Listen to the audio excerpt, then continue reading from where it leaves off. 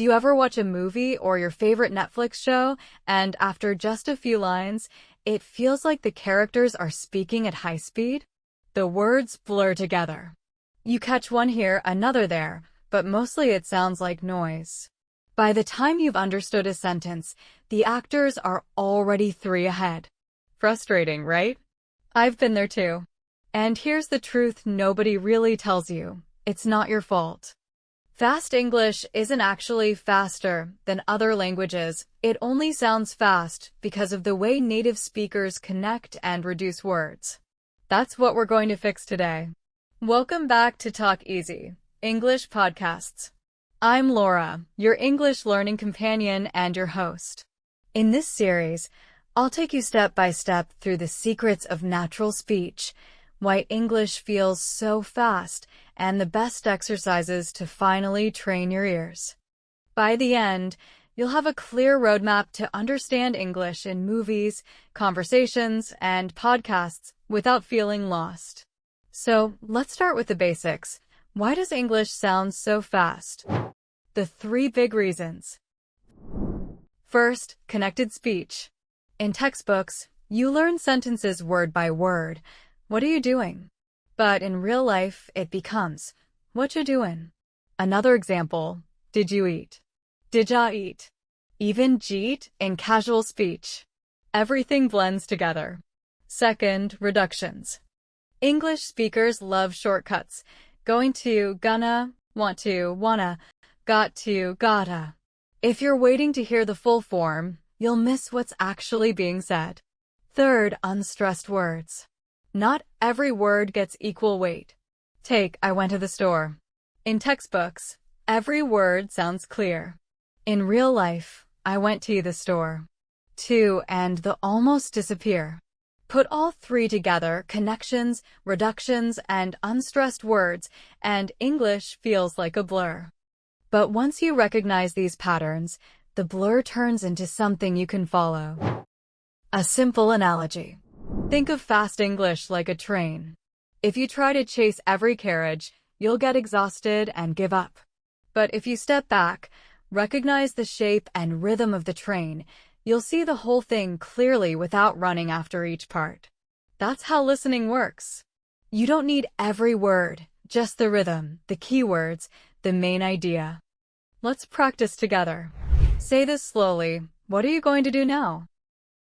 Clear and textbook, right? Now, the real version. What you gonna do now? What are you becomes whatcha.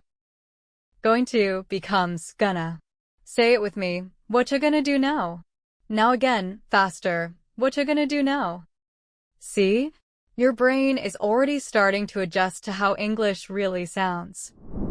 If you struggle to understand fast English, it doesn't mean your English is bad.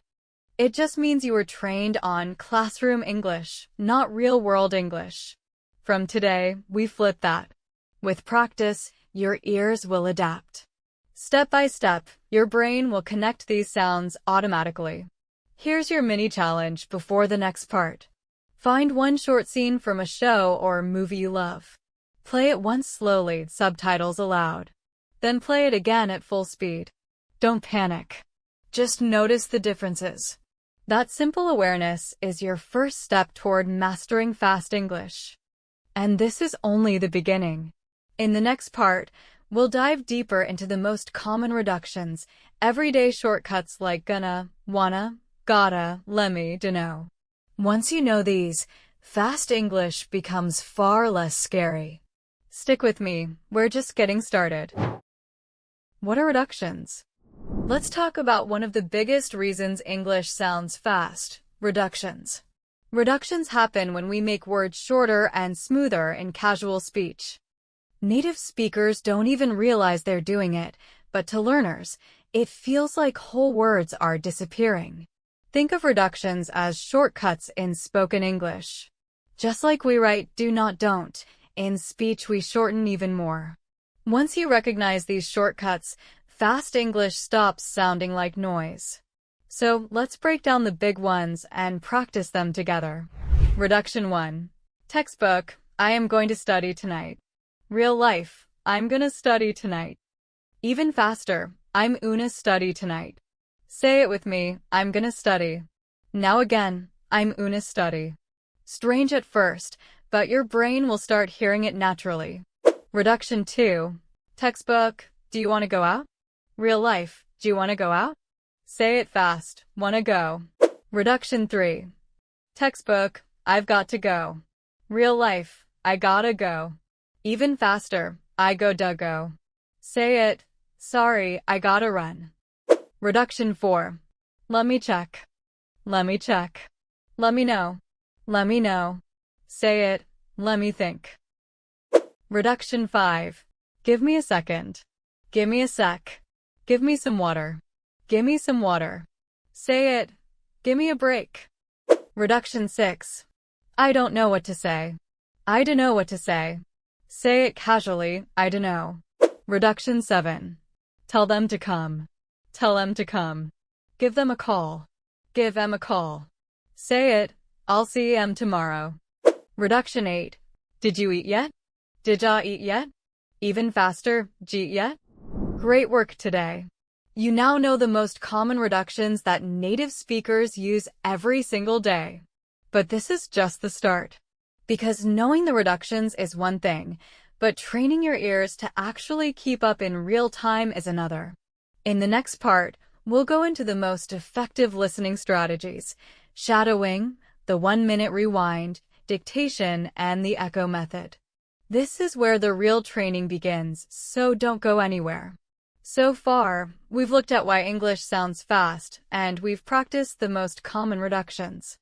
But here's the big challenge. How do you actually train your ears to catch these sounds in real time? That's exactly what this part is about.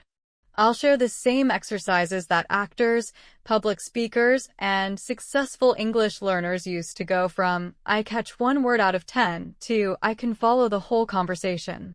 The best part? Every technique is simple and practical. You can start today. Strategy 1. Shadowing. Shadowing trains your ears and your mouth at the same time. Here's how it works. Play a short clip, maybe from a movie, podcast, or even this episode. As soon as you hear a sentence, repeat it immediately without pausing. Copy the rhythm, speed, and intonation. Example, you hear, "What you gonna do now?" You instantly repeat, "What you gonna do now?" Let's practice. I gotta go. Repeat it now. Do you want to grab coffee later? Repeat it now. At first, it feels awkward. You'll miss words. That's fine. The repetition is what rewires your brain. Strategy 2. The 1-minute rewind. Think of this as a quick workout for your ears. Step 1. Play a 1-minute video clip without subtitles. Just catch the general meaning. Step 2. Rewind. Play it again with subtitles. Focus on the exact words. Step 3. Rewind once more without subtitles. Notice how much more you understand. It only takes 5 minutes, but if you do it daily, your listening improves dramatically. Strategy 3. Dictation practice. Dictation is old school, but powerful.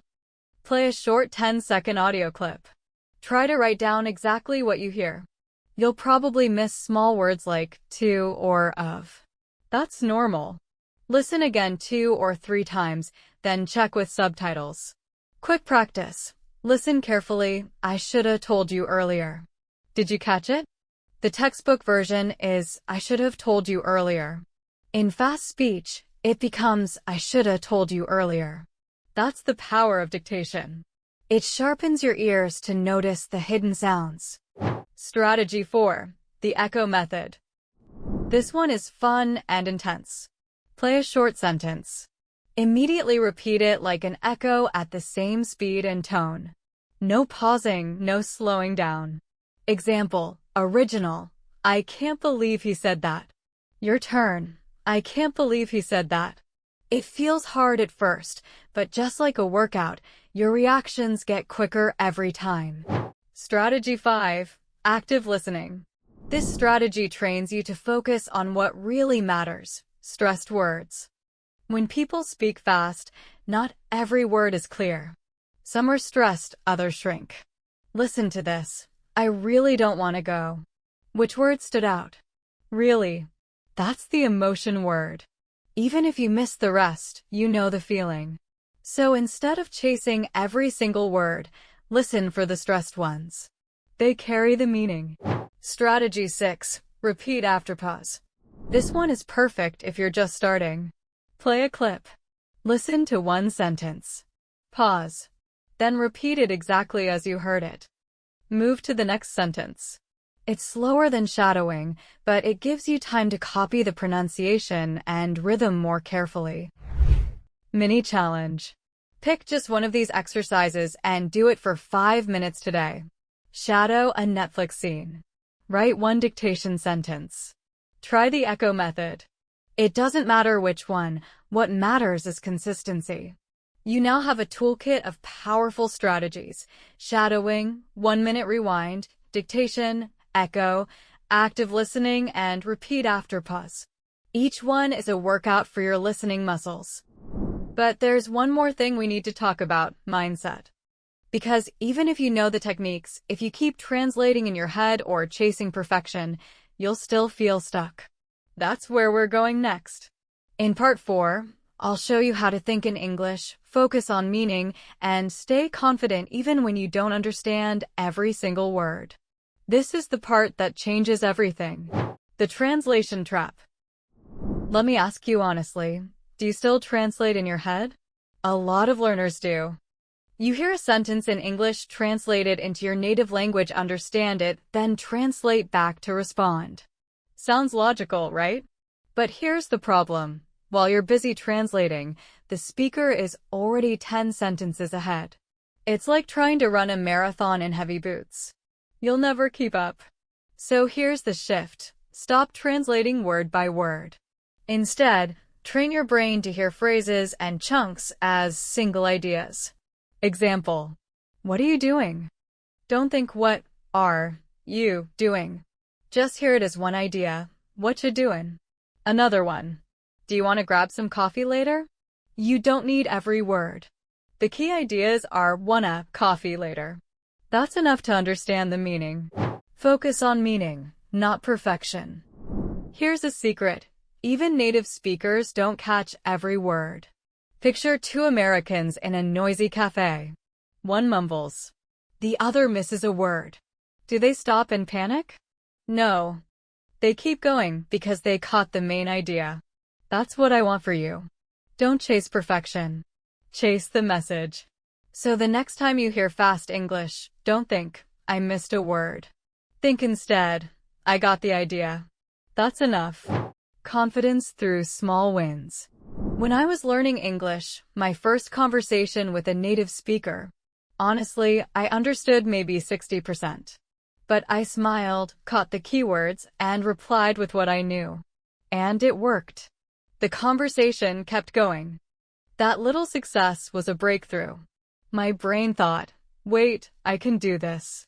Confidence doesn't come from knowing everything. It comes from small wins, proving to yourself that you can survive in real conversations. Every phrase you catch, every sentence you understand, is progress. Visual thinking. Listen and imagine. Here's a practical trick. Instead of translating into words, build a picture in your head.